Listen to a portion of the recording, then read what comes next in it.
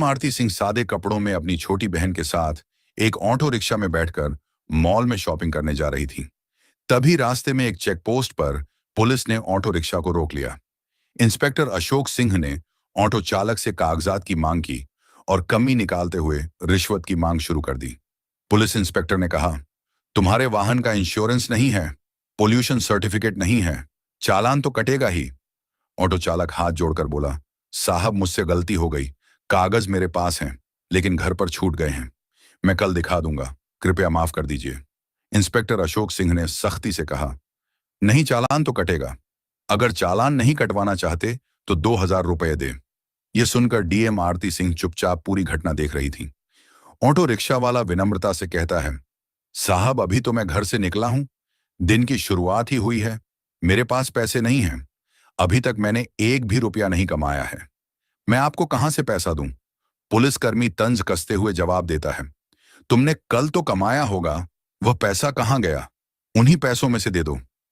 Auto चालक ने निराश स्वर में कहा, साहब वह पैसे तो कल ही खर्च हो गए, मेरे पास सच में पैसे नहीं हैं, आप मुझे माफ कर दीजिए, आगे से ऐसी गलती कभी नहीं करूंगा, मैं हमेशा अपने कागज साथ रखूंगा।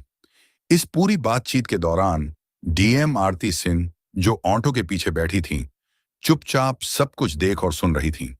जब police inspector Ashok Singh auto rickshaw वाले पर रोब डालते हुए कहा, अबे गरीब भिखारी, तेरे पास 2,000 रुपये नहीं हैं, किसी भी तरह से मुझे 2,000 रुपये दे, नहीं तो तेरी ऑटो रिक्शा को जब्त कर ली जाएगी। रिक्शा वाला बोला, सर मैंने क्या किया है जो मेरी ऑटो रिक्शा आप जब्त करेंगे, मैंने कोई बड्ढा अपराध किया है जो आप मेरा ऑटो रिक्शा को जब्त करेंगे। यह सुनते ही इंस्पेक्टर आग बबूला हो गया और उस ऑटो ड्राइवर को एक थप्पड़ जड़ दिया और बोला, मुझसे जवान लड़ता है, तेरी इतनी औकात है। यह देखकर डीएम आरती सिंह को गुस्सा आ गया। वह ऑटो से उतरकर उनके पास गईं और उन्होंने पुलिस वाले से कहा, आपको इस ड्राइवर को थप्पड़ मारने का अधिकार किसने दिया? यह कोई तरीका है? यह भाई रोज मेहनत करके गाड़ी चलाता है, इसी कमाई से इसके घर का चूल्हा जलता है, अगर इससे कोई गलती हुई है तो आप इसे रिश्वत और थप्पड़ मारोगे और इसकी ऑटो को जब्त करोगे? यह कैसा कानून है?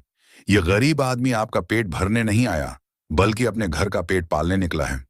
उस समय डीएम आरती सिंह नीला सलवार सूट और चप्पल पहने हुए थी और साधारण कपड़ों में थी। वे अपनी बहन ललिता के लिए कपड़े खरीदने के लिए मॉल में जा रही थी। पुलिस वालों को लगा कि यह कोई आम आदमी है जो उनसे इस तरीके का सवाल जवाब कर रही है। आरती की बात सुनकर सब इंस्पेक्टर अशोक सिंह और भड़क गया। उसने तीखे स्वर में कहा, तू मुझे सिखाएगी कि मुझे क्या करना चाहिए? बीच में बोलने, किसने कहा? ज्यादा बकवास मत कर, वरना तुझे भी हवालात दिखा दूंगा। मैं पुलिस हूं, चाहूं तो अभी गिरफ्तार कर लूं। ज्यादा अकड़ मत दिखा, समझी? अशोक सिंह को बिल्कुल अंदाजा नहीं था कि जिससे वह इस लहजे में बात कर रहा है वह दरअसल एक डीएम अधिकारी है। आरती ने शांत रहते हुए कहा, सर आप पुलिस वाले हैं तो क्या लोगों को लूटेंगे, गरीबों से जबरन रिश्वत लेंगे? ये जो आप कर रहे हैं ये न सिर्फ गलत है बल्कि कानून के खिलाफ भी है। आरती की बात सुनकर अशोक सिंह आपा खो बैठा। उसने गुस्से में आरती को थप्पड़ मार दिया और बोला, तू मुझे कानून सिखाएगी? तुझे उसी वक्त से देख रहा हूं, बहुत ज्यादा बड़बड़ा रही है। तुझे लगता है कि तुझे मुझसे ज्यादा कानून आता है। ज्यादा गुस्सा मत दिला, वरना तुझे और तेरी बहन ललिता दोनों को जेल में सड़ा दूंगा। चलो जल्दी, ऑटो लेकर भागो यहां से। ऑटो चालक ये सब देखकर डर के मारे चुप था। वहीं आरती ने अपने गुस्से को काबू में रखा। वह जानबूझकर अपनी पहचान उजागर नहीं कर रही थी, क्योंकि वह देखना चाहती थी कि सब इंस्पेक्टर अशोक सिंह कितनी हद तक गिर सकता है। फिर वह ऑटो रिक्शा पर बैठे। कुछ देर बाद ऑटो ने उन्हें कपड़ों की मॉल पर उतार दिया। आरती ने अपनी बहन ललिता को अंदर ले जाकर उसके लिए सुंदर सुंदर कपड़े खरीदे। बाहर से भले ही आरती शांत दिखाई दे रही थी, लेकिन मन ही मन उसने ठान लिया था, इस सब इंस्पेक्टर अशोक सिंह को सबक सिखाना ही होगा। कानून का मजाक उड़ाने वाले ऐसे अफसर थाने में रहने के लायक नहीं हैं। मॉल से लौटने के बाद आरती ने सोच लिया कि क्यों न थाने जाकर यह पता लगाया जाए कि वहां का माहौल कैसा है। आखिर अशोक सिंह वहीं काम करता है, और अगर पूरा थाना ही भ्रष्टाचार में डूबा हुआ है तो सिस्टम को अंदर से साफ करना जरूरी है। अगले दिन सुबह आरती ने अपनी असली पहचान छिपाते हुए एक आम लड़की का रूप धारण किया। उसने हरे रंग का सलवार सूट पहना और सीधे थाने पहुंच गई। थाने में प्रवेश करते ही उसकी नजर सामने की कुर्सी पर बैठे इंस्पेक्टर राजेंद्र मिश्रा पर पड़ी। वह आराम से पंखा झलते हुए मोबाइल पर बात कर रहा था। आरती सीधी उसके पास गई और बोली, सर मुझे एक रिपोर्ट लिखवानी है। आरती कुछ और कहती, इससे पहले ही राजेंद्र मिश्रा ने उसे बीच में टोक दिया। किसकी रिपोर्ट लिखवानी है? तुझे पता नहीं, यहां रिपोर्ट लिखवाने की फीस 5,000 रुपये लगती है। पैसे लाई है क्या? अगर पैसे हैं तो बोल, वरना फौरन दफा हो जा। यह सुनकर आरती की आंखें गुस्से से लाल हो गईं। वह हैरान थी कि इस थाने में खुलेआम भ्रष्टाचार हो रहा है और जिले की डीएम अधिकारी होने के बावजूद उसे अब तक इसकी भनक तक नहीं लगी। आरती ने गहरी सांस ली और सख्त स्वर में कहा, सर आप हमसे रिश्वत क्यों मांग रहे हैं? रिपोर्ट लिखवाने के लिए कोई शुल्क नहीं लगता। ये जो आप कर रहे हैं ना सिर्फ गलत है, बल्कि कानून के खिलाफ भी है। यह सुनकर राजेंद्र मिश्रा भड़क उठा और बोला, क्या कहा तूने मैं गलत कर रहा हूं? तुझे मुझसे ज्यादा कानून आता है। क्या ज्यादा बकवास मत कर, वरना अभी तुझे अंदर करवा दूंगा। आरती समझ चुकी थी कि यह इंस्पेक्टर भी उसी रास्ते पर है जिस रास्ते पर अशोक सिंह था। उन्होंने शांत रहते हुए पूछा, आपके थाने का सब इंस्पेक्टर अशोक सिंह कहाँ है?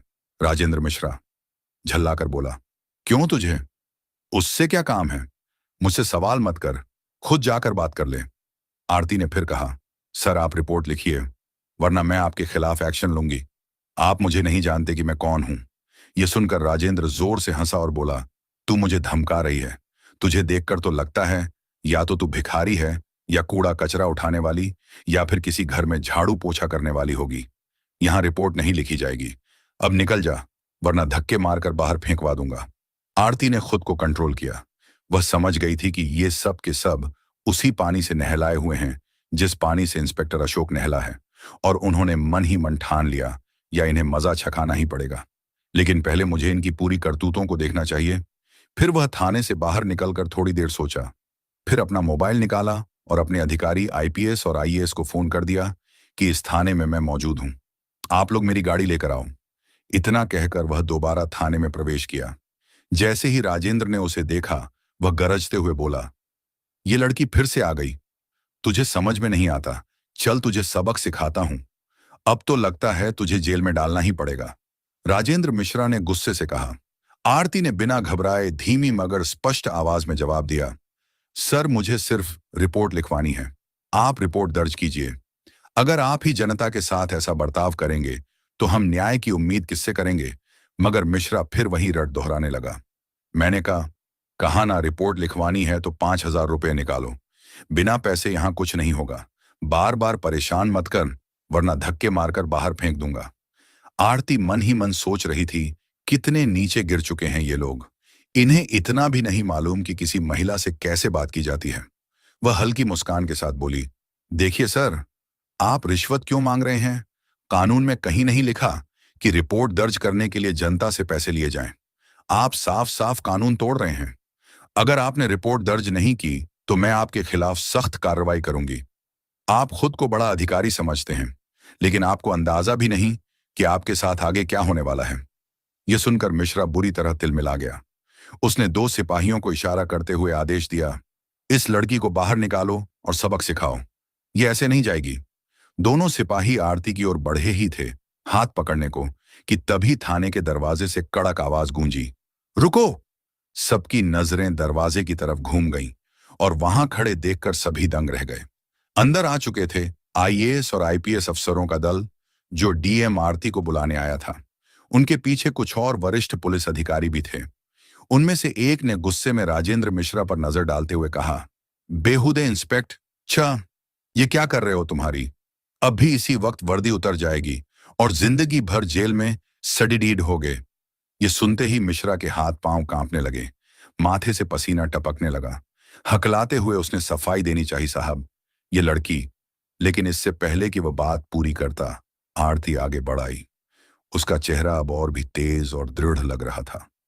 वह गूंजती आवाज में बोली, चुप रहो मिश्रा, ये लड़की नहीं, मैं जिले की डीएम हूं और मैंने अपनी आंखों से देख लिया है कि यहां आम जनता के साथ कैसा व्यवहार किया जाता है।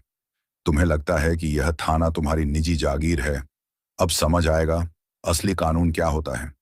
थाने का माहौल बदल चुका था। सिपाही एक दूसरे का मुंह देखने लगे। जिन दो सिपाहियों ने अभी अभी आरती को पकड़ने की कोशिश की थी, वे डर के मारे पीछे हट गए। आईएएस अधिकारी ने गुस्से में टेबल पर जोर से हाथ मारा और आदेश दिया, कांस्टेबल, तुरंत इंस्पेक्टर मिश्रा को हिरासत में लो, अभी इसी वक्त। एक क्षण की भी देरी बर्दाश्त नहीं होगी, वरना अंजाम तुम जानते हो। पूरा थाना सन्नाटे में डूब गया। जो मिश्रा कुछ देर पहले शेर की तरह दहाड़ रहा था, वही अब हाथ जोड़